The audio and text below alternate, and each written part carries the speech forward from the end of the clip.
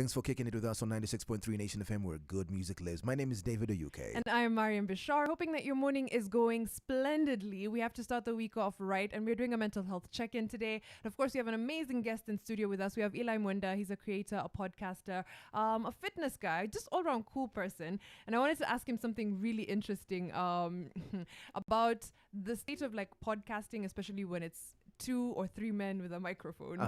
Sometimes it can be things and like love, sex, relationships are handled in such crude ways. But we've seen like a change in that, and a change in the way that these conversations are being handled, even in the way that you do your podcast.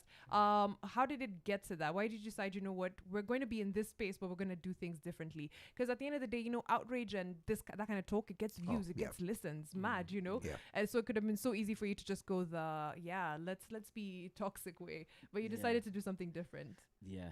So I think for us, we realized that, firstly, thank you for the very kind words. That was very nice. We realized that, you know, we're going to find our tribe out there regardless. It might just take a long period of time. So the biggest hurdle when you to make that kind of choice is actually financial, because you have to realize that if you're going to grow it's going to take longer to grow. It's going to take longer to monetize the platform that you're creating. So we had to make a very conscious decision at the jump to be like, we're going to have to self-fund this for a long period of time. And we have to really believe in this version of masculinity to be able to carry this program, because like, you know, mics don't just come for free, you know, posting, hiring doesn't just come for free. So when we made that choice, it was now a case of, okay, how do we sustain this? So it was just a case of us being like, let's extract stories from other people, and then let's try and develop ourselves as the podcast is going, and then see who comes. And luckily, after 3 years, I think the tribe has definitely been built. The funny thing we realized about this tribe, we call them the Man Talk Girls and the Sweet Boys. We realized that we were making a podcast called Man Talk to be like, let's talk to men. However, the ladies want to know what the men are thinking, right?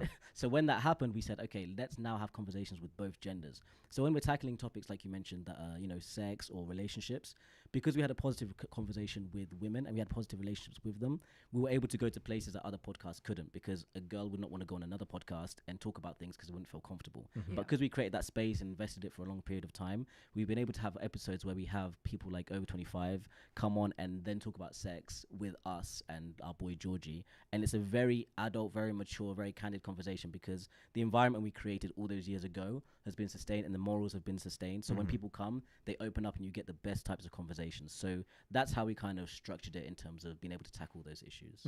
That's brilliant, because I also wanted to ask you about hashtag Mantle Girls and hashtag Sweet Boys. Yeah, that's like our people. Yeah, like what was the reasoning behind the names? And also, do you think that those names allow or create an environment for people to get out of their shells a little bit more and be a little bit more vulnerable in the conversation? Yeah. So how the hashtag Man Talk Girls and Sweet Boys came about. So me and Oscar, every time, that's my co-host Oscar, every time we went on like holiday, or if we come from like the spa getting a massage, we'd come out and go, and we'll just say, I feel like a sweet boy today. I feel like a sweet boy. So like on a Friday when you're feeling good, you would just say it to each other.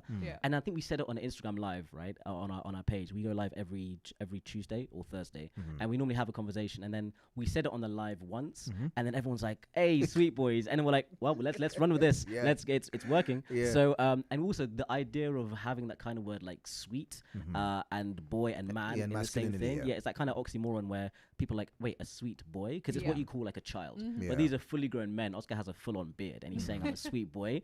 I don't have a beard, but full grown man. Exactly. But for grown men saying it, so it makes people like raise an eyebrow and say, okay. And it just also sounds nice on the tongue. Then now with the Man Talk Girls, it's self-explanatory, isn't it? Like we just didn't want them to feel left out when it came to talking about the community, so we just said, you're the Man Talk Girls.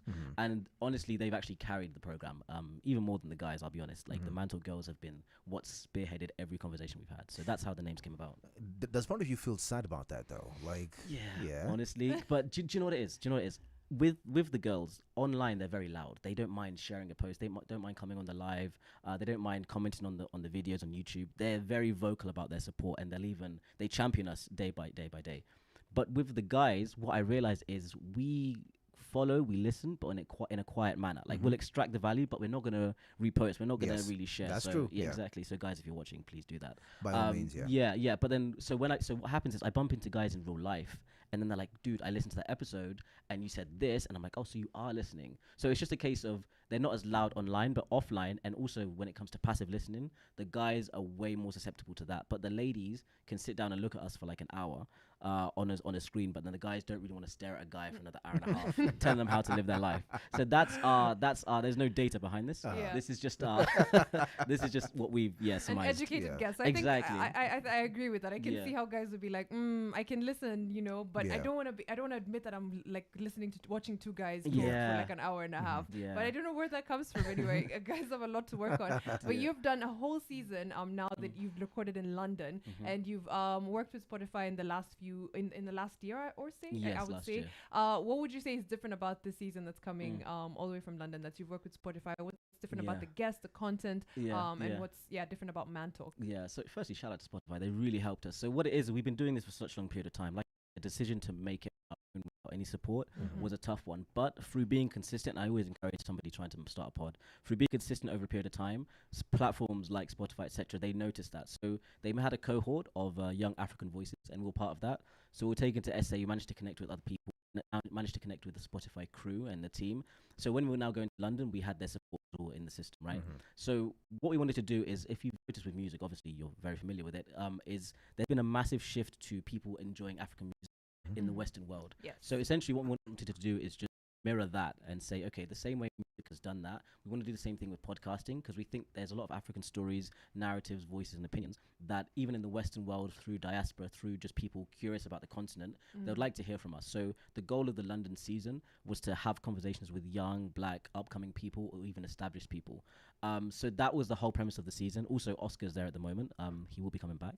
Oscar's there at the moment studying, so it just made sense, and I'm from there, so it was very easy. It's 8 hours away. Yeah. So that was why we did the London season. We wanted to also show people that, listen, you can export your product. You can export what you're doing to other continents, right? So we did that, a very successful season. It's just finishing. We had some incredible guests, like the last episode was the Assistant Secretary General of the Commonwealth. So speaking to guys like that can give really good African context and African stories was incredible.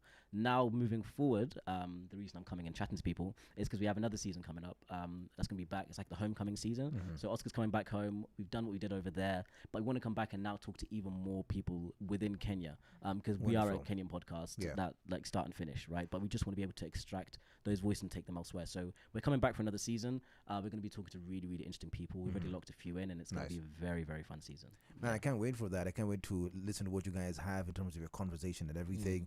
And it's been great having you in studio, Thanks, and I genuinely look forward to watching more of your videos and having more conversations. I think men need more spaces like these and more conversations like this. And I hope that the heart of what you're doing can replicate with so many other people and many other platforms as well. Oh, thank you, bro. Hey, anytime, fam. We have the Makofi Kalomide. We have to give that to you. Hey, there it is. That's just for coming through to the studio. And we always tell our guests when they come through, make yourself at home. Once you come into Nation FM, man, this place is yours. Anytime you want to pass by, it's chai hapo kwa kona. Come in, we have some fun. Say less.